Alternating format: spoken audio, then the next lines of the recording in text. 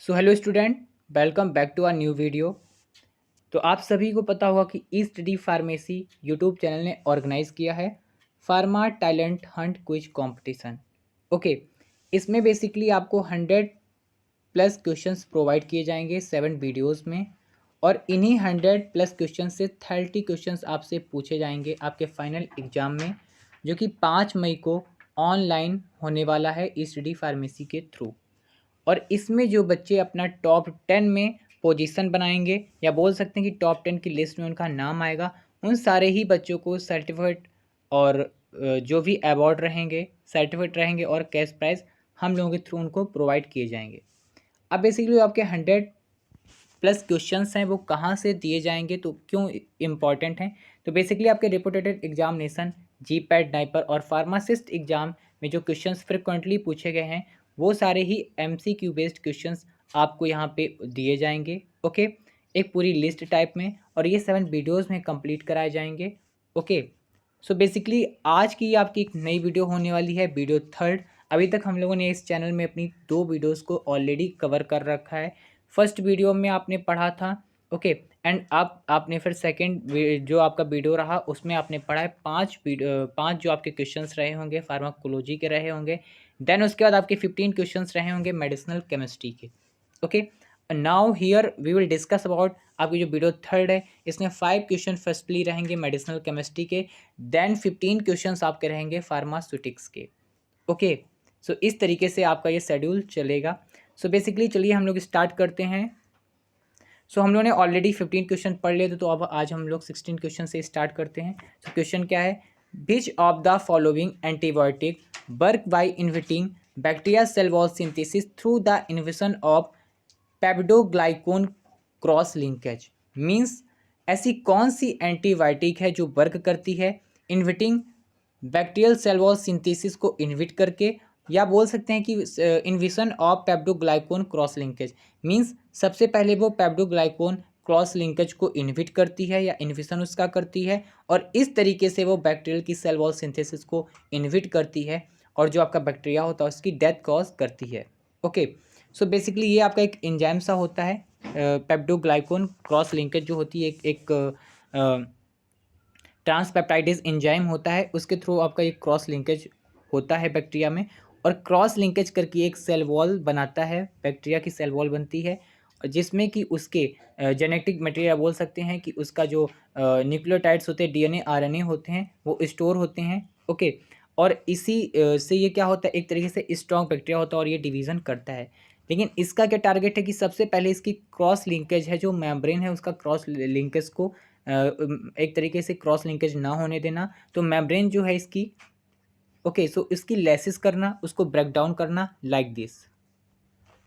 ऐसे तरीके से जब ये ब्रेक डाउन हो जाएगा इसका क्रॉस लिंकेज, देन क्या है, इसकी सेल मेम्ब्रेन की लेसिस हो जाएगी, और इसका जो भी डीएनए आरएनए वगैरह या न्यूक्लियोटाइड जो हैं इसके, वो क्या है, बाहर आएंगे या उसकी लेसिस हो जाएगी, तो इसकी सेल डेथ हो जाएगी, यानी बैक्टीरियल सेल की डेथ हो जाएगी। अब इसमें एग्जाम्पल दे रखे हैं इन्होंने, ऑप्शन दिए हैं। First one gentamicin, then erythromycin, then ciprofloxacin and vancomycin. So here the correct option is basically D. Why? So we will discuss it. Here we will discuss it. Correct option is D. Okay. So vancomycin is antibiotic that belong to the glycopeptidase class drug. Okay. It work by the inhibiting bacterial cell wall synthesis through the inhibition of peptidoglycan cross linkage. Means सबसे पहले जैसे मैंने बात करी कि ये पेप्टोग्लाइकोन cross linkage को होने नहीं देता, उसका इनहिबिशन करता है। देन ये बैक्टीरियल की सेल वॉल सिंथेसिस को इनहिबिट करता है और उसकी डेथ कॉज करता है। Okay, it's a simple concept. Then vancomycin weak the bacterial cell wall and lead cell lysis of death. Means सबसे पहले क्या कर रहा है कि उसकी जो बैक्टीरिया की सेल मेम्ब्रेन है उसको बीक कर रहा है, लेसिस कर रहा है, और उसकी डेथ कॉज कर रहा है। ये हम ऑलरेडी डिस्कस कर चुके हैं। अब यहाँ से हम लोग देख सकते हैं कैसे ये ड्रग काम कर रही है। सो पहले क्या होता है, ये नैम और नैग ये होते हैं, ठीक है। ये क्या करते हैं, जैसे हमने ये बताया था ना, एंजाइम होता है ट्रांसग्लाइकोलेज एंजाइम जो होता है, ठीक है। इससे नैम और नैग इस तरीके से अटैच होते हैं, और जब ये अटैच होते हैं तो ये जो साइड है ये इस साइड से अटैच हो जाती है। ओके, सो ये जब इससे अटैच हो जाती है तो ये देखिए आप लेयर सी फॉर्म हो रही है, तो यही आपका लिंकेज है, यानी क्रॉस लिंकेज है, ये क्रॉस लिंकेज करता है। अभी ये फेल काट देते हैं, क्रॉस लिंकेज कॉज करता है, और इस तरीके से ये बैक्टीरिया की जो ये है इसकी सेल मेम्ब्रेन, या बोल सकते हो सेल मेम्ब्रेन जो है इसकी सेल वॉल है वो डेवलप होती है और बैक्टीरिया ग्रो करता है। लेकिन अब ये मेडिसिन कैसे वर्क कर रही इसको डिस्कस करते हैं। सो बेसिकली जो वैनकोमाइसिन ये आप जब ड्रग देते हैं तो ये जो बाइंडिंग साइड है इस साइड में आके ऑलरेडी अटैच हो जाती है और नैम नेक को अटैचमेंट को नहीं होने देती है, ओके, इन्विट कर देती है। इसी तरीके से ये जो आपका क्रॉस लिंकेज है ये भी कॉज नहीं हो पाता और फेल कर देती है इसकी क्रॉस लिंकेज को, ओके। एंड जब ये क्रॉस लिंकेज नहीं हो पाता तो इसकी जो सेल वॉल है उसकी लेसिस या सिंथेसिस रुक जाती है, इन्फेक्शन हो जाता है और उसकी सेल लेसिस हो जाता है, सेल वॉल लेसिस हो जाता है और उसकी डेथ हो जाती है। ये सिंपल सा इसका मैकेनिज्म है, ओके। अब बात कर लेते अपने 17 क्वेश्चन की, that is which of the following drug act as a non competitive antagonist of N methyl D aspartate, that is NMDA receptor and it use anesthetic agent for including the maintaining anesthesia। यानी anaesthesia क्या होता है, मैं देखो पहले भी आपको बता चुका हूँ, कल के लेक्चर में डिस्कस किया था कि एनेस्थेटिक बेसिकली एनेस्थेटिक एजेंट क्या होते हैं जो एनेस्थीसिया में यूज होते हैं। बेसिकली जो एनेस्थेटिक होते हैं टू टाइप्स के होते हैं, that is local anaesthetic and general anaesthetic, okay, two types के होते हैं। लोकल एनेस्थेटिक टारगेट करता है आपकी स्पेसिफिक साइड को, स्पेसिफिक साइड को, ओके, मींस कह सकते हैं कि एक स्पेशल साइड को उसको एनेस्थेसिक करता है, उसको सुन्न करता है आपकी बॉडी में। जब छोटा मोटा ऑपरेशन होता है तो ये लोकल एनेस्थेटिक दिया जाता है जो कि एक पर्टिकुलर एरिया को टारगेट करता है और उसको सुन्न करता है, तो आपका ऑपरेशन किया जाता है। लेकिन अब अगर बात करते हैं जनरल एनेस्थेटिक की, तो जनरल एनेस्थेटिक जब कोई ब्रेन का ऑपरेशन हो रहा होता है या कोई बड़ा ऑपरेशन हो रहा होता है तो हम लोग जनरल एनेस्थेटिक देते हैं, क्योंकि ये पूरी बॉडी को सुन्न कर देता है, तब जाके ऑपरेशन किया जाता है किसी भी पेशेंट का, ओके। सो अब ये जो एनेस्थीसिया दिया जा रहा है उस एनेस्थेटिक एजेंट दिए जा रहे हैं, उसके बाद जो सुन्न हो रही है बॉडी उसी को यहाँ एनेस्थीसिया बोले। तो एनेस्थीसिया क्या है, बेसिकली जो मेंटेनेंस कर रहा है एनेस्थीसिया, यानी कि पूरी बॉडी को सुन्न रख रहा है, वो कौन से ऐसी ड्रग है, ठीक है। तो इसके ऑप्शन है केटामाइन, ओके, प्रोपोफॉल, ओके, मेडाजोलॉम और सेवाफ्लुरेन, ठीक है, ये सारी इसके ऑप्शन है इसके। तो इसको हम देखते हैं कौन करेक्ट ऑप्शन है। The first option is correct, basically that is ketamine, okay. So ketamine is a dissociative anesthetic that act as a non-competitive antagonist of the N-methyl D aspartase, that is NMDA receptor, okay। And इसको सारा आपको पढ़ लेना है एक बार, लेकिन इतना ही हम आपको बताएंगे ताकि वीडियो बहुत लेंदी हो जाते हैं, बच्चों के कई सारे कमेंट आए हैं, ठीक है। अब आप बात कर लेते हैं अपने next question, that is 18(1), that is which of the following drug is a directly thrombin inhibitor, okay, that bind to the active site of thrombin and it used to the prevention of treatment of venous, okay, thromboembolysis, okay। So इसके option है that is warfarin, heparin and rivaroxaban, okay, and dabigatran. So the correct option is D, this one, dabigatran। Why? So I will discuss it further here, I will discuss it। Correct option is D, why? So dabigatran is a directly thrombin inhibitor that bind to the active site। ये क्या करता है, bind करता है आपका ये active site से, okay, of thrombin, यानी एक्टिव साइट जो है आपकी थ्रोम्बिन उसमें जाके बाइंड करता है और इनविट करता है इट्स एक्टिविटी, और उसकी एक्टिविटी को इनविट करता है। How can it work? So I will discuss it. So thrombin is a की इंजाइम, जो आपका थ्रोम्बिन है वो एक की इंजाइम है in the coagulation cascade responsible for converting fibrogen into fibrin. Means जो आपका फाइब्रोजन है, दिस वन, फाइब्रोजन को कन्वर्ट करता है फाइब्रिन में, okay, and which form a mass work of a blood clot, और ये आपका ब्लड क्लॉट करने का एक मैस वर्क है, ठीक है। By inhibiting thrombin dabigatran prevent the formation of fibrin clot, और ये क्या करता है, फाइब्रिन क्लॉट से बचाता है, ये ड्रग जो है इससे बचाती है, एंड रिड्यूस करती है risk of thrombus formation and जो आपका थ्रोम्बो इमोसिस इवेंट है उसको भी बचाती है। मीन्स अगर सिंपल देखा जाए तो ये ड्रग है जो ये जो आपका फाइब्रोजन है उसमें जो फाइब्रोजन से फाइब्रिन बनना है उसको कन्वर्जन को रोक रहा है, इनहिबिट कर रहा है। ठीक है, ओके। सो इधर हम लोग देखते हैं इसकी मैकेनिज्म, यहाँ से और अच्छे से आपको समझ में आएगी।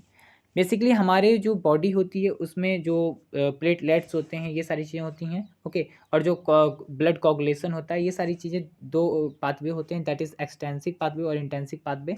ये काम कर रहे होते हैं आपकी बॉडी में, इसके थ्रू होता है। आप देखते हैं कैसे होता है। तो जो आपका एक्सटेंसिव पाथवे होता है उसमें क्या होता है, 7 जो होता है ना, 7 से 7A में जो कन्वर्जन है आपके, ये एक तरीके से फैक्टर्स होते हैं, बॉडी फैक्टर्स। ठीक है, इसमें सो बॉडी में जो फैक्टर्स होते हैं, जो 7 फैक्टर्स है 7A में कन्वर्ट होता है। और in the presence of calcium ये क्या होता है, 10 से 10A में कन्वर्जन होता है। ठीक है, और इसके बाद आपका बेसिकली यहाँ पे कैल्शियम की प्रेजेंट और फॉस्फोलिपिड जो 8 होता है उसकी प्रेजेंस में ये 2 से 2A में कन्वर्ट होता है और ये कन्वर्ट कर देता है फाइब्रोजन से फाइब्रिन, ओके। और एक्सटेंसिक में इस तरीके से ये चल रही होती है कि आपका जो सरफेस होता है वहाँ पे ये इस तरीके से ये पूरा काम कर रहा होता है। ठीक है, सो बेसिकली क्या है, ये जो ड्रग है आपकी, कौन सी, डेविगेट्रिन, ये ड्रग जो है जाके आपकी इस जगह पे ब्लॉक कर रही है इसको, और यहाँ से ये फाइब्रोजन जो है उसको फाइब्रिन में कन्वर्ट नहीं होने दे रहा है, जिससे कि आपका जो ब्लड क्लॉट है वो क्या हो रहा है, उसके रोक रहा है। ठीक है, इनहिबिट कर रहा है। इस तरीके से ये काम करती है। और जो आपकी वारफरिन है वो इस साइड पे काम कर रही है, ये वाली ड्रग। ठीक है, ये आपकी क्या कर रही है, 7 से 7A में कन्वर्जन नहीं होने दे रही, तो ये फर्दर जो आपकी मैकेनिज्म है यहीं से ही इनहिबिट हो जाएगी। ठीक है, इसी तरीके से ये ड्रग भी यहाँ पे काम कर रही, तो ये इनका अपना अपना मैकेनिज्म है, ओके। अब बात कर लेते हैं 19 क्वेश्चन की, that is which of the following drug is a dipeptidyl peptidase, okay, for DPP4, okay, inhibitor used in the management of the type 2 diabetes mellitus by increasing the level of in certain hormones such as glucagon, okay, like peptides first, that is GLP first, okay। सो इसके जो option दिए गए हैं यहाँ पे वो कौन कौन से हैं देखते हैं। So first is metformin, then sitagliptin, okay, then petroglitazone, then acalvos, okay। So these are the options. The correct option is V, that is sitagliptin, okay। So this drug is dipeptidal peptides, that is peptides 4, that is DPP4, okay, inhibitor used for the management of type 2 diabetes mellitus, okay। So DPP4 is an enzyme that degrades the in certain hormones such as glucagon like peptides first, that is GLP first, okay, which play the crucial role in the regulating blood glucose level। ये basically क्या करता है, blood glucose level को क्या कर रहा है, regulate कर रहा है, okay. GLP first release from the intestine, okay, intestine से रिलीज हो रहा है, in responsible for the food intake and stimulate insulin secretion from. अभी देखिए कहाँ से कर रहा है, इसको भी आपको देखना है। देखिए ये जो आपका है GLP जो है which of the play crucial role in the regulation of the blood glucose level, ये आपको इतना समझ में आया होगा। और ये क्या है, GLP जो है रिलीज कर रहा है इंटेस्टाइन से रिलीज हो रहा है, ठीक है। और रिस्पॉन्सिबल है फूड इनटेक एंड स्टिमुलेट कर रहा है insulin secretion from pancreas beta cells, ठीक है, and in the glucose dependent manner, okay. So ये सारी चीज़ें हो गई। अब बाय इन्हिबिटिंग DPP4 सीटा, अब ये देखिए ड्रग के बारे में बात करें कैसे ये वर्क कर रही है। सो इट सीटाग्रिपिन जो है इंक्रीज कर रही है level of the endogenous GLP first को एंड अदर इंसल्टेंस हार्मोन्स को, और ये कर रही इन्हेंस कर रही है इफेक्ट ऑफ इंसुलिन सिक्रीशन को, यानी जो इंसुलिन का सिक्रीशन है उसके इफेक्ट को इन्हेंस कर रही है। और जो आपका ग्लूकोज रेगुलेशन है, ठीक है, उसके सिक्रेशन को भी वर्क कर रही है और रिजल्ट कर रही है इम्प्रूव ग्लाइसमिक जो आपका कंट्रोल है पेशेंट में टाइप 2 डायबिटीज़ में, उसको रेगुलेट कर रही है, ठीक है। तो ये इसकी बात हो गई। अब बात कर लेते हैं अपने लास्ट क्वेश्चन, जो आपका 20 क्वेश्चन है वो क्या है, which of the following drug is selective serotonin and non-epinephrine reuptake inhibitor, that is SNRI, commonly used for the treatment of the major depressive disorder and generalized anxiety disorder। देखिए basically क्या होता है, अगर मैं आपसे सबसे पहले समझाने की कोशिश करता हूँ। देखिए सबसे पहले हम लोग समझते हैं कि बेसिकली क्या होता है, जो आपका डिप्रेशन या बोल सकते हैं, ये देखिए डिप्रेशन या एंजाइटी है, वो बेसिकली क्या होता है, जो आपका 5-HT जिसको आप यहाँ सेरोटोनिन भी बोल रहे हैं, ठीक है। तो इसका जब लेवल डिक्रीज हो जाता है तो ये सारे डिसऑर्डर अकर होते हैं। ओके, सो यहाँ पे इसी तरीके की बात हो रही है। और अब हम देखते हैं इसके जो ऑप्शन दिए गए हैं वो कौन कौन से हैं। तो पहला जो इसका ऑप्शन है, फर्स्ट ऑप्शन है venlafaxine, okay, sertraline, then escitalopram, okay, then duloxetine, okay. So इसमें जो करेक्ट ऑप्शन है that is D option, that is duloxetine. ये क्या है, it is a selective serotonin and non epinephrine uptake inhibitor, that is SNRI, commonly used to treat the major depressive disorder, that is MDD, and generalized anxiety disorder, GAD। Okay, so ये basically क्या कर रहे हैं, जो आपकी drug है inhibit कर रही Uptake of both serotonin and non epinephrine, okay, neuro transmitter. ये बेसिकली ट्रांसमीटर हो जो कि आपके ब्रेन में काम करते हैं, उसके इसको क्या कर रहे हैं, इसके रीअपटेक को इनहिबिट कर रहे हैं, ठीक है। और इंक्रीज कर रहे हैं level of the synaptic cleft of enhancing neurotransmitter, this dual mechanism of action briefed, okay, to contribute the effectiveness in the treatment of the depression and anxiety disorder. Basically क्या बात है, देखिए यहाँ पे हम बात करते हैं जो आपका 5-HT है, इसे आप यहाँ सेरोटोनिन भी बोल रहे हैं, ये है, इसका रीअपटेक होने लगता है। क्या होने लगता है, रीअपटेक, ओके, रीअपटेक होने लगता है, जिससे कि क्या होता है, आपका इसका जो 5-HT है या सेरोटोनिन है, इसका लेवल डिक्रीज हो जाता है। और ये आपके एक तरीके से न्यूरोट्रांसमीटर होता है, जो कि आपकी सिनेप्टिक क्लेफ्ट होती है उसमें जाके स्टोर होता है न्यूरोट्रांसमीटर में, और ये ब्रेन में बेसिकली काम करता है। तो ये क्या होता है, जब इसका लेवल कम हो जाता है तो ये जाके एंजाइटी या ये सारी चीज़ों को कॉज करता है, डिप्रेशन वगैरह। अभी इसको हम और अच्छे से यहाँ समझेंगे, ठीक है। बेसिकली क्या, ये न्यूरोट्रांसमीटर है, ये आपका न्यूरोट्रांसमीटर का एक पार्ट है ना, ये नर्वस सिस्टम में होता है, ठीक है।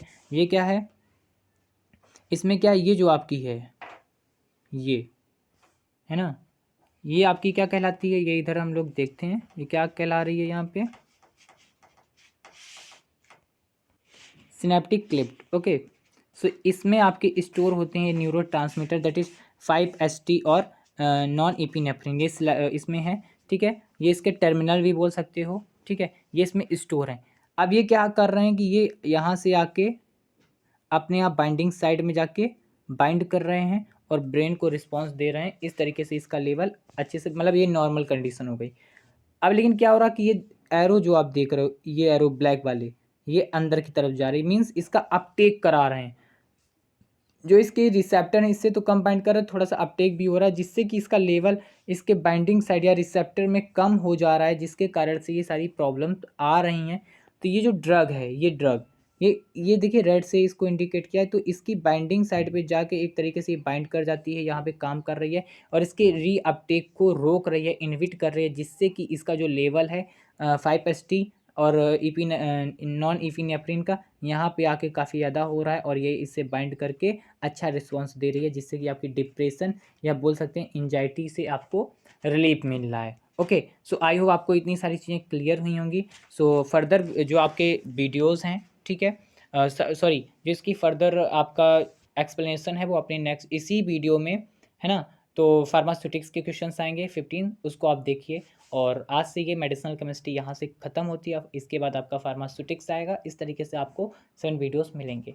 सो मेरी तरफ से आप सभी को बहुत बहुत बधाई। इसी तरीके से आप काम करते रहिए और बधाई के पात्र बनिए टॉप 10 में आके, ठीक है। अभी इतनी आपको बधाई है कि आपने इतनी सारे अच्छे से हमसे 2-3 दिन से जुड़े हो, काफ़ी अच्छे से रिस्पॉन्स आ रहा है, तो वो बहुत अच्छा लग रहा है। तो मैं आपको बधाई देता हूँ कि आप टॉप 10 की लिस्ट में जल्दी से जल्दी आएँ। Best of luck to all of you. So please support me and आप विनर बनिए। ठीक है, यही मेरी दुआएं हैं आप सभी से। Thank you. So hello guys, welcome to our channel और welcome back to our channel. तो हम लोग अपना कंटिन्यू रखेंगे अपना फार्मा टैलेंट हंट जो हम लोग करा रहे हैं, एक quiz competition based on pharmacy. So अब हम लोग स्टार्ट करेंगे फार्मास्यूटिक्स को। सो ये वीडियो लेक्चर नंबर 3 है और अब हम लोग इस वीडियो में शुरू करेंगे फार्मास्यूटिक्स। फार्मास्यूटिक्स भी एक फार्मेसी की ब्रांच है जहाँ पे हम लोग ड्रग्स से रिलेटेड मैथमेटिकल कैलकुलेशंस करते हैं कि ड्रग का डोसेज फॉर्म क्या होगा, उसकी कंसंट्रेशन क्या होगी या उसकी विस्कोसिटी और उसकी फिजिकल एस्पेक्ट से डील करते हैं। ओके, हम लोग यहाँ पे ड्रग के ज़्यादा मोड ऑफ एक्शन के बारे में नहीं पढ़ते हैं, हम लोग पढ़ते हैं उसकी फिजिकल प्रॉपर्टीज़ की वो प्रॉपर्टी कैसी होगी। अगर टैबलेट है तो उसकी थिकनेस कितनी होगी, अगर वो कैप्सूल है तो उसका जिलेटिन का साइज कितना होगा, है ना। तो ये सब हम लोग पढ़ते हैं। सो हम लोग शुरू करते हैं वन बाय वन। ओके, तो सबसे पहला क्वेश्चन है, which of the following polymers is commonly used as gelling agent in topical gel formation due to its excellent mucoadhesive properties. Okay, तो यहाँ पे क्वेश्चन ये पूछ रहा है कि कौन सा पॉलीमर्स है जो एक जेलिंग एजेंट की तरह यूज किया जाता है agent in topical gel formation. Topical gel formation means हम लोग जो स्किन में लगाते हैं, टॉपिकल मीन्स जो हम लोग अपनी स्किन या एक्सटर्नल सरफेस पे लगाते हैं, है ना। सो और उसकी एक एक्सीलेंट म्यूको एडहेसिव प्रॉपर्टी है। तो कौन सा वो पॉलीमर है जो हम लोग जेलिंग एजेंट में यूज करते हैं, जो कि हम लोग टॉपिकल जेल फॉर्मेशन में यूज होते हैं। ठीक है, तो पढ़ते हैं का आंसर क्या है। Correct answer is कार्बोमर। सो कार्बोमर एक पॉलीमर है जो हम लोग टॉपिकल जेल फॉर्मेशंस में यूज करते हैं। अब देखिए दोस्तों, टॉपिकल जेल फॉर्मेशंस में बता चुका हूं जो हम लोग स्किन में लगाते हैं या एक्सटर्नल में लगाते हैं। और ये जो कार्बोमर है ये बहुत ही यूज होता है as a gelling agent, gel की तरह इसको बनाने के लिए। अगर आपके पास कोई भी फॉर्मुलेशन है, ड्रग है, अगर उसको आपको जेल में कन्वर्ट करना है सो आप उस पर कार्बोमर को इसमें ऐड कर सकते हैं, है ना, due to its excellent mucoadhesive properties. तो पढ़ते हैं कि म्यूको एडहेसिव प्रॉपर्टीज क्या होता है। Carbomer is a commonly used polymer used in topical gel formation due to its excellent mucoadhesive properties. Mucoadhesion refers to the ability of a substance to adhere. Adhere means stick होना होता है, adhere means stick, okay, to mucosal surfaces such as those found in gastrointestinal tract, मतलब कि GI जो हमारी stomach की lining होती है, और नेसल कैविटी मीन्स जो हमारी नोज की लाइनिंग होती है, for an extended period of time.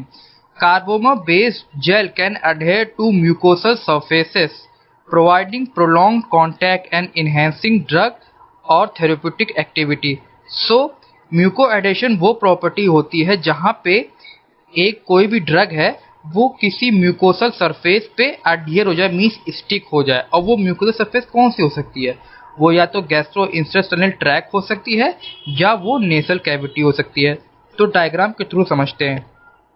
तो देखिए ये है आपका स्टमक। सो म्यूको एडेसिव जब अगर आपकी कोई ड्रग है तो जैसे ही आप ड्रग अपने स्टमक में लेंगे तो क्या होगा, ये जो ड्रग है ये स्टमक में की म्यूकोसल लाइनिंग में स्टिक कर जाएगी, है ना, और धीरे धीरे ये अपना जो ड्रग सब्सटेंस है वो रिलीज करती रहेगी। ओके, धीरे धीरे अपना जो ड्रग्स सब्सटेंस है वो यहाँ पे रिलीज करती रहेगी और इस तरह से जो एक्शन है आपका वो प्रोलॉन्ग्ड होगा, मतलब कि देर तक होगा। अगर आप कोई नॉर्मल ड्रग लेंगे तो वो घुल के तुरंत अपना एक्शन दे देगी, फिर बाद में नहीं देगी।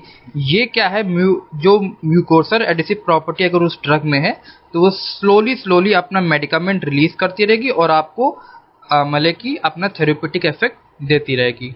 ओके, नेक्स्ट क्वेश्चन पढ़ते हैं क्या है। Which dosage form would be the most suitable for a drug with a very bitter taste? So आपको पता होगा कि कुछ हमारी ड्रग्स होती हैं या मेडिसिन होती हैं उनका टेस्ट बहुत बिटर होता है। बिटर मतलब खट्टा, कड़वा। ओके, सो कुछ ड्रग्स होती है वो बहुत ही कड़वी होती है, तो बच्चे क्या होते हैं उन्हें लेते नहीं हैं। सो हम लोग क्या करते हैं उस पर या तो शुगर कोटिंग करते हैं या कुछ और सिरप के साथ उसको मिलाते हैं ताकि उसकी जो बिटर टेस्ट है वो मास्क हो जाए, मतलब कि वो बिटर टेस्ट थोड़ी देर के लिए चला जाए, क्योंकि जो चिल्ड्रंस है वो उसको आराम से ले सकें। चिल्ड्रन की बात नहीं, कभी एडल्ट भी होते हैं उनको ड्रग बहुत खट्टी लगती है तो वो लेना पसंद नहीं करते हैं। ओके, सो कौन सी यहाँ पे डोजेज फॉर्म होगी जो सबसे बेस्ट होगी एक बिटर ड्रग के लिए? एक बिटर ड्रग है तो कौन सी डोजेज फॉर्म होगी? ओरल टैबलेट होगी, या ओरल सस्पेंशन होगा, या सबलिंगुअल टैबलेट होगी, या एंट्री कोटेड टैबलेट होगी? ओके, पढ़ते हैं। सबलिंगुअल टैबलेट मीन्स जो ऑप्शन है आपका सी, सबलिंगुअल टैबलेट्स जो हैं आपकी बेस्ट होंगी। अब ये क्यों बेस्ट होंगी ये हम लोग पढ़ते हैं। Sublingual administration involves placing the tablet under the tongue where it dissolves. तो सबलिंगुअल में क्या होता है, जैसे कि ये आपकी टंग है, तो टंग के जस्ट नीचे आप अपनी टैबलेट रख दीजिए, है ना। सो क्या होगा, तो जैसे ही आप अपनी टंग के नीचे टैबलेट रखेंगे तो स्लोली वो मतलब कि वहाँ पे डिजॉल्व होने लगेगी, मतलब कि घुलने लगेगी, और जैसे जैसे वो घुलेगी तो वो आपकी सिस्टमिक सर्कुलेशन में चली जाएगी। और हाँ, आपको पता ही होगा कि जो टेस्ट बड्स होती हैं वो टंग के ऊपर होती हैं, टंग के नीचे नहीं होती हैं। तो अगर आप कोई मतलब कड़वी टैबलेट टंग के नीचे रखते हैं तो आपको कुछ पता नहीं चलेगा कि वो टैबलेट कड़वी है कि नहीं है, और धीरे धीरे वो ड्रग डिजॉल्व भी हो जाएगी और आपको पता भी नहीं चलेगी कब वो डिजॉल्व हो गई। वही लिखा हुआ है कि प्लेसिंग अंडर द टंग मतलब कि टंग के नीचे, where it dissolves and get absorb, वो डिजॉल्व हो जाती है और थोड़ी देर बाद वो एब्जॉर्ब हो जाती है, okay, into the blood stream, मतलब कि हमारे सिस्टमिक सर्कुलेशन में। By passing the taste buds, मतलब कि बाय पासिंग मीन्स उनको क्रॉस करना, मतलब कि बिना टेस्ट बड से इंटरफियर करे, मतलब टेस्ट बड में कभी वो टच ही नहीं होगी तो आपको उसका भी टेस्ट लगेगा ही नहीं। This route is very often use for drug with unpleasant taste. तो ये जो रूट है वो उन ड्रग्स के लिए यूज करी जाती है जिनका टेस्ट जो है वो बहुत ही अनप्लीजेंट है, मतलब कि बहुत ही खराब टेस्ट है, ओके, उन रूट्स के लिए ये ड्रग यूज करी जाती है। तो आप समझ सकते हैं कि सबलिंगुअल की क्या हमारी वो है, एक एडवांटेज है against bitter drugs. Okay, bitter drugs के लिए यूज करेंगे और किसी के लिए यूज नहीं करेंगे, क्योंकि हम लोग उन्हें शुगर कोटिंग करके अच्छा कर देते हैं। ओके, थर्ड क्वेश्चन है अपना, which type of drug delivery system offers a sustained release of medication over N extended period. मतलब कौन सा ड्रग डिलीवरी सिस्टम है इन चारों में से जो sustained release of medicaments means अगर आपने एक बार दवाई ले ली तो धीरे धीरे वो आपके बॉडी में डिसॉल्व होती रही, उससे इसे कहते हैं सस्टेन्ड, मतलब कि एक यूनिफॉर्म रेट पे आपके बॉडी में वो ड्रग रिलीज होती रहे over a extended period. Extended mean long period, मतलब कि सिर्फ 1-2 घंटे के लिए ही नहीं, कम से कम 4 या 5 आवर्स मिनिमम। ओके, तो कौन सी वो ड्रग है जो धीरे धीरे आपकी बॉडी में ड्रग रिलीज भी करती रहे और for a extended period of time? तो कौन है? Intermediate release tablets, enteric coated tablets, extended release capsules, या इफरवेसेंट टैबलेट्स। ओके, तो हम लोग इसका देखते हैं आंसर क्या है। इसका आंसर है एक्सटेंडेड रिलीज कैप्सूल्स। नाम से पता चला है एक्सटेंडेड मीन्स लॉन्ग, लंबा, रिलीज कैप्सूल।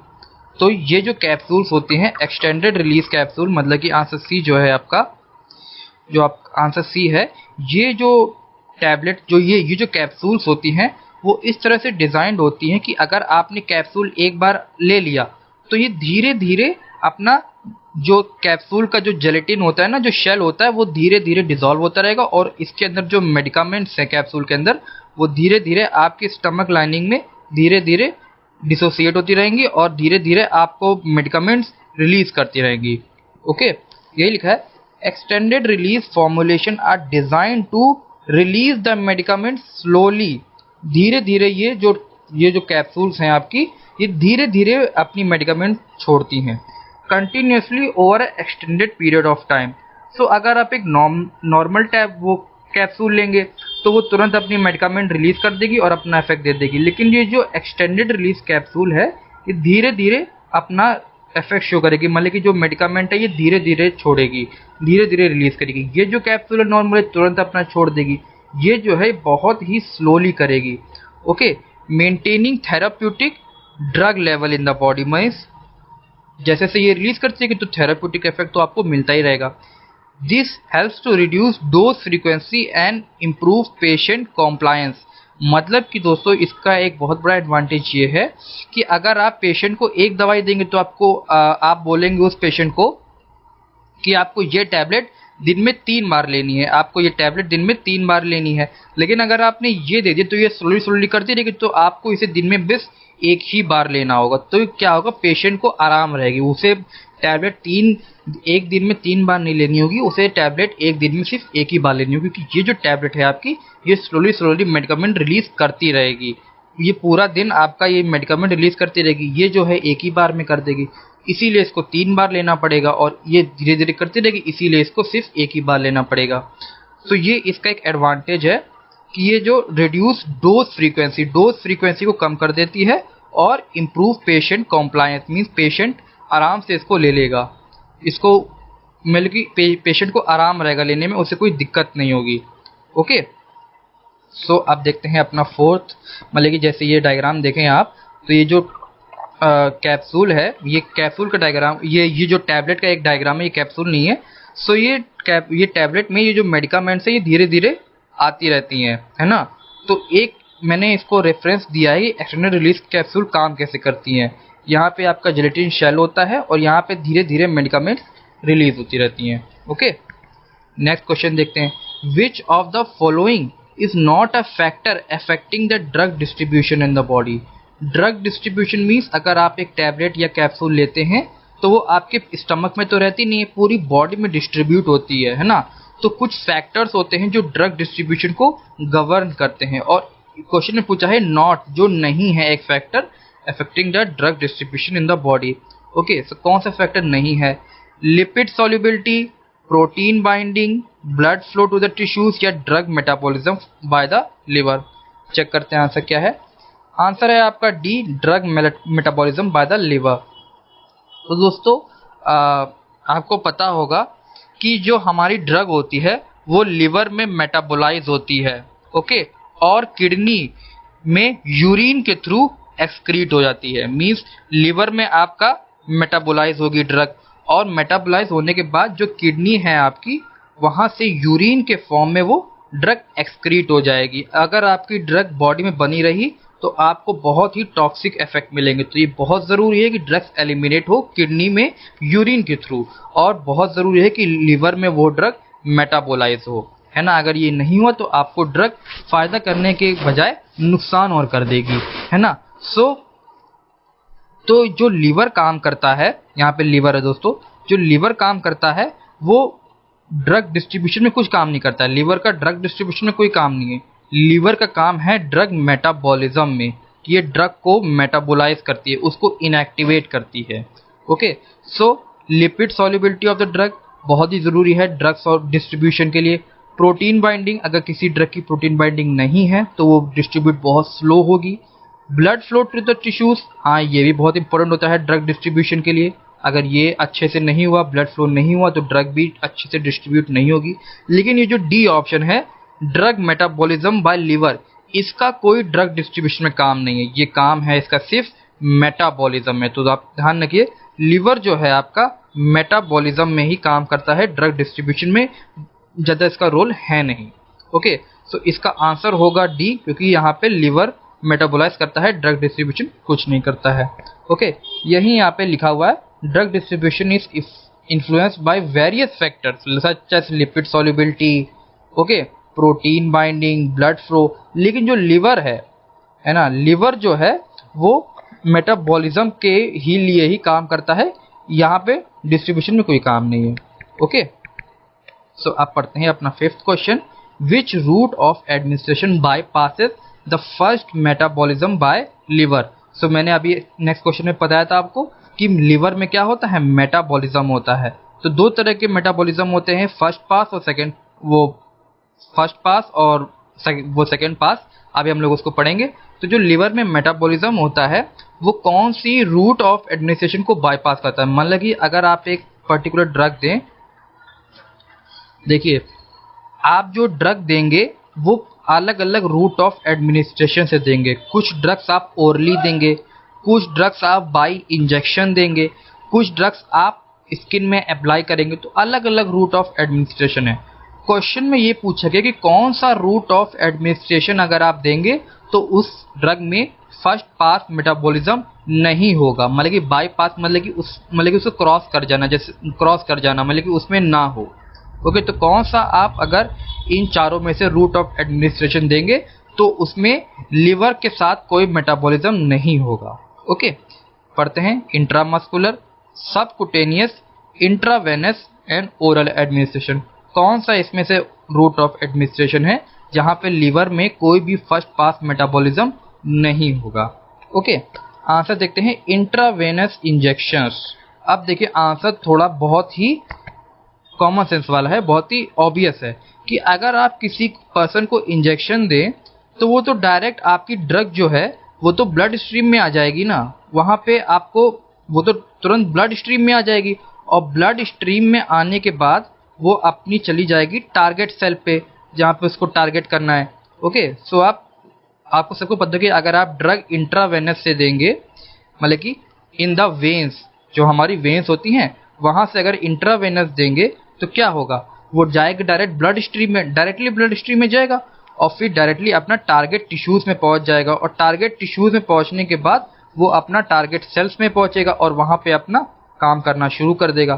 तो दोस्तों यहाँ पे जो है, यहाँ पे लिवर का कोई मेटाबॉलिज्म का रोल है नहीं, है ना। वही मैं यहाँ पे कह रहा हूँ कि यहाँ पे फर्स्ट पास मेटाबॉलिज्म लिवर से नहीं होगा, क्योंकि यहाँ पे लिवर का रोल ज़्यादा है नहीं, क्योंकि यहाँ पे जो ड्रग है वो डायरेक्टली ब्लड स्ट्रीम में पहुँच रही है।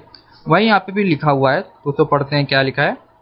Intravenous administration delivers the drug directly into the blood stream, है ना, डायरेक्टली ब्लड स्ट्रीम में चली जाती है by passing the gastrointestinal tract, मतलब कि जीआई ट्रैक, मतलब कि हमारा stomach, and first pass metabolism. तो यहाँ पे उसका फर्स्ट पास मेटाबॉलिज्म नहीं होता है, और इस वजह से यहाँ पे जो एक्शन है बहुत ही जल्दी होता है। तभी मैं बोल रहा हूँ कि अगर आप किसी को इंजेक्शन दें तो उसका इंजेक्शन का इफेक्ट आपको बहुत जल्दी देखने को मिलेगा, और अगर कोई आप ड्रग उसको ओरली दे तो उसका इफेक्ट जो है थोड़ा देर में देखने को मिलेगा, क्योंकि क्या है, जो आपका इंजेक्शन है मीन जो इंट्रावेनस है वो डायरेक्टली आपका ब्लड स्ट्रीम में पहुंच रहा है और वहाँ पे लिवर से मेटाबॉलिज्म नहीं हो रहा है फर्स्ट पास, तो वो तुरंत ब्लड स्ट्रीम में पहुंच रहा है, टिश्यू में पहुंच रहा है, अपने सेल पे पहुंच रहा है, काम कर दे रहा है।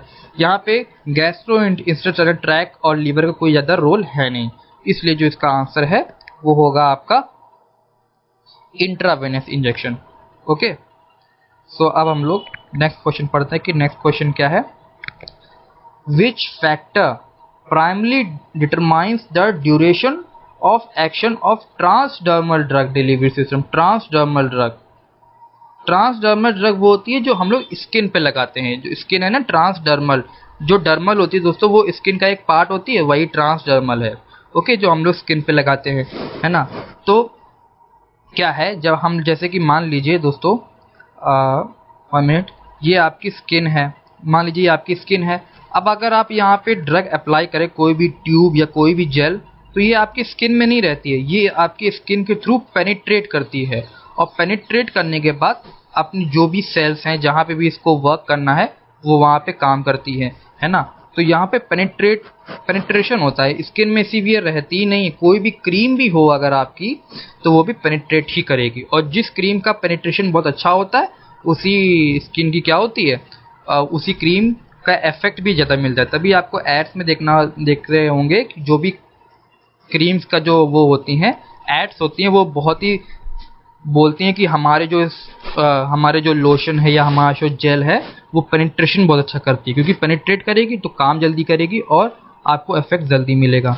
ओके, तो कौन सी प्राइमरी फैक्टर है जो ड्यूरेशन ऑफ एक्शन डिटरमाइन करती है कि कितनी देर तक वो, मतलब कितनी देर के अंदर वो हमें इफेक्ट है वो देखने को मिल जाएगा। क्या हमें इफेक्ट 2 घंटे में देखने को मिल जाएगा, या 3 घंटे में, या 4 घंटे में, कितनी जल्दी हमें देखने को मिलेगा। ओके, तो क्या है, थिकनेस ऑफ द स्किन। हाँ, ये सही लग रहा है, क्योंकि अगर जितनी स्किन मोटी होगी तो ड्रग को पेनिट्रेट करने में और परेशानी होगी, जितनी ज़्यादा स्किन मोटी होगी उतनी धीरे काम होगा।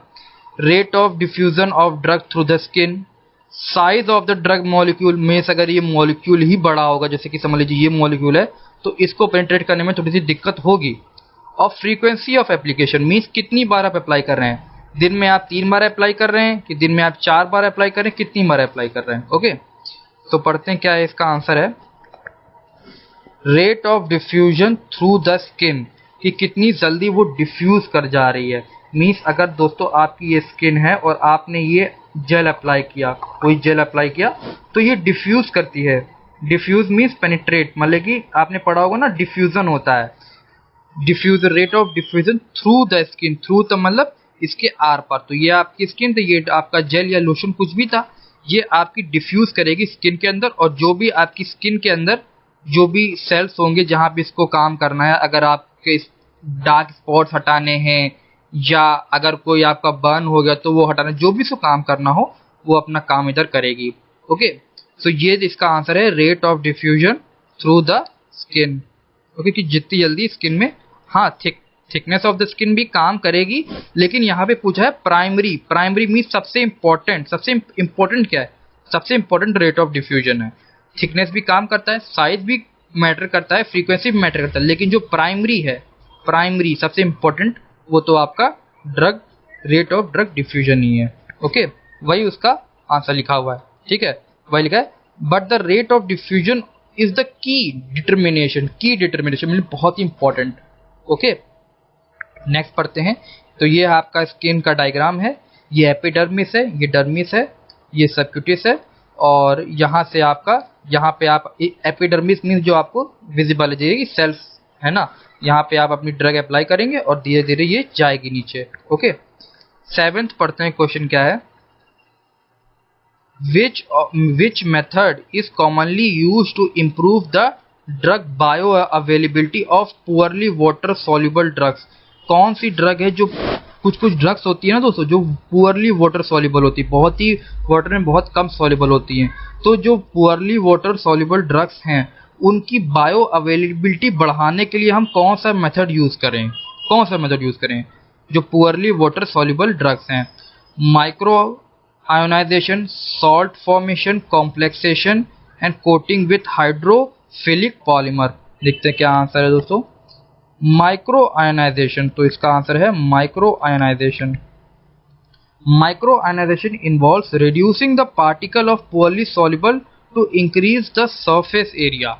ओके, तो माइक्रो आयोनाइजेशन का मतलब है कि अगर आपकी जो ड्रग है वो छोटे छोटे पार्टिकल्स में मैं कन्वर्ट कर दूं। इस डायग्राम के थ्रू से मुझे, ये आपकी बड़ी ड्रग थी जिसका ये आपकी बड़ी ड्रग थी, इसको माइक्रो आयोनाइजेशन कर दिया, मीन्स इसको छोटे पार्टिकल्स में क्या कर दिया, मतलब कि ब्रेक डाउन कर दिया। तो ब्रेक डाउन कर दिया तो इसका सरफेस एरिया बढ़ गया, तो सरफेस एरिया बढ़ गया तो हाँ इसकी जो सॉल्युबिलिटी है वो बढ़ेगी। तो जो पुअरली वाटर सॉल्युबल ड्रग था तो अब वो, हाँ जब वो थोड़ा सा पुअर था, मतलब कि वाटर्स में सॉल्युबल नहीं हो रहा था, लेकिन मैंने उसका सरफेस एरिया कर दिया बहुत ही ज़्यादा।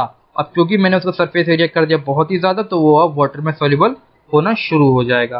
ओके, यही इस डायग्राम के थ्रू मैंने बताया कि माइक्रो आयोनाइजेशन मीन्स देख सकते हैं कि एरिया जो मतलब कि जो ये पूरा बड़ा ड्रग था इसको मैंने किस तरह से छोटे में कन्वर्ट कर दिया। ओके, इसे कहते हैं माइक्रो आयोनाइजेशन।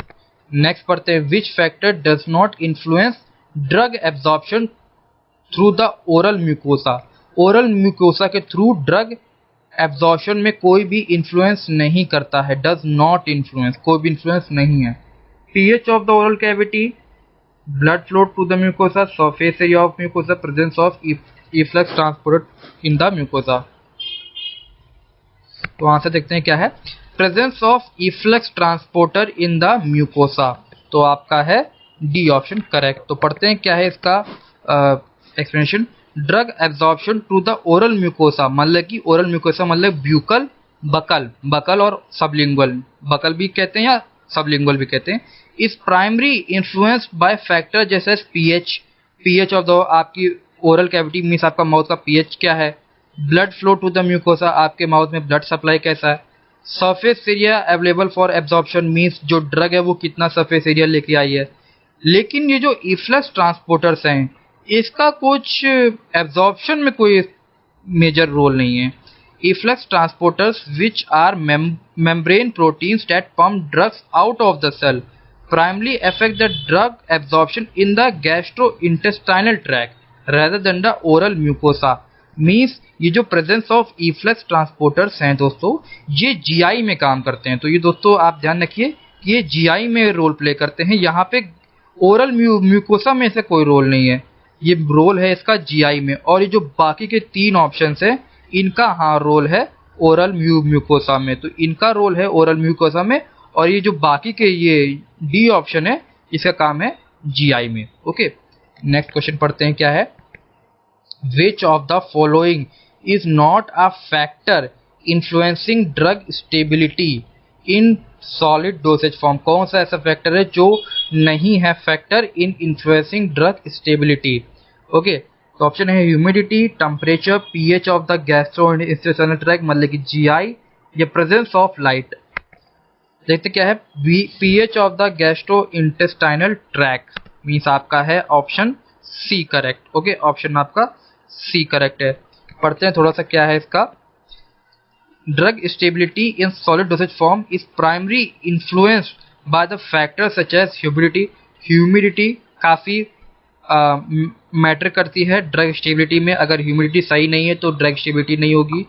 टेम्परेचर भी बहुत इंपॉर्टेंट होता है और एक्सपोजर टू लाइट, तभी आपकी जो ड्रग्स होती हैं उस पे जो आपका लिखा होता है keep in cool and dark places. इसका मतलब यही है दोस्तों कि वहाँ पे लाइट का आप कोई भी एक्सपोजर मत करें, क्योंकि अगर लाइट का एक्सपोजर करा तो वहाँ की जो ड्रग की केमिकल प्रॉपर्टी वो चेंज हो सकती है ना। तो ह्यूमिडिटी डिग्रेडेशन का कर सकती है और हाई टेम्परेचर केमिकल डिग्रेडेशन कर सकता है और लाइट जो है वो फोटोलिटिक डिग्रेडेशन कर। लेकिन pH of the gastrointestinal tract is more relevant to the stability of drug in solution और सस्पेंशन। अगर सोल्यूशन और सस्पेंशन है तब तो मैटर करता है, लेकिन सॉलिड डोसेज फॉर्म में कोई मैटर नहीं करता है। ओके, सो आपको ध्यान रखना है कि ये जो पहले के 3 ऑप्शन है ये ड्रग स्टेबिलिटी में मैटर करते हैं, लेकिन sorry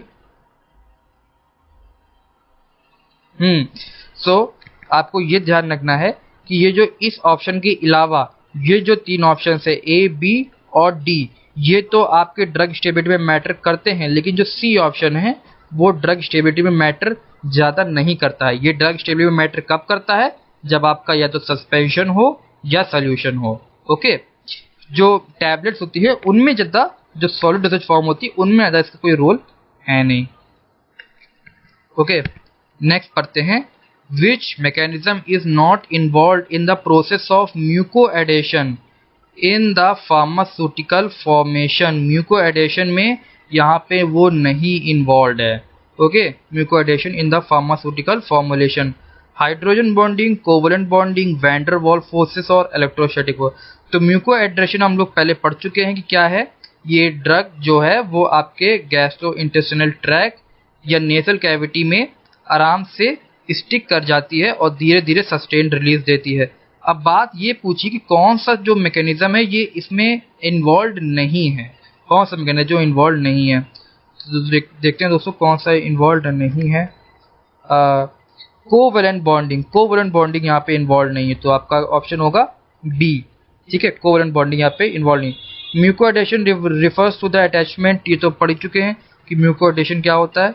म्यूकोएडेशन refers to the attachment of the pharmaceutical formulation मतलब कि drug to the mucosal surfaces of the body for prolonged residence time मतलब कि प्रोलॉन्ग्ड ज़्यादा देर तक वहाँ रहे और इनहेंस ड्रग एब्जॉर्प्शन रहे। तो इसमें क्या होता है, हाइड्रोजन बॉन्डिंग काम आती है, वैन डर वाल्स फोर्सेस काम आते हैं और इलेक्ट्रोस्टैटिक फोर्सेस काम आती हैं। कोवलेंट बॉन्डिंग जो है वो ज़्यादा इज नॉट टिपिकली इन्वॉल्व, ज़्यादा इन्वॉल्व होती नहीं है इसमें। कोवलेंट बॉन्डिंग यहाँ पे,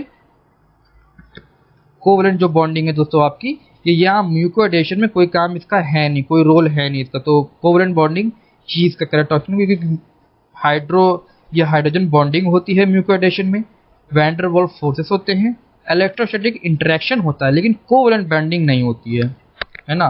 तो इसका ऑप्शन क्या होगा, कोवलेंट बॉन्डिंग। ओके, सो यहाँ पे दोस्तों हमारे 10 क्वेश्चंस हो चुके हैं।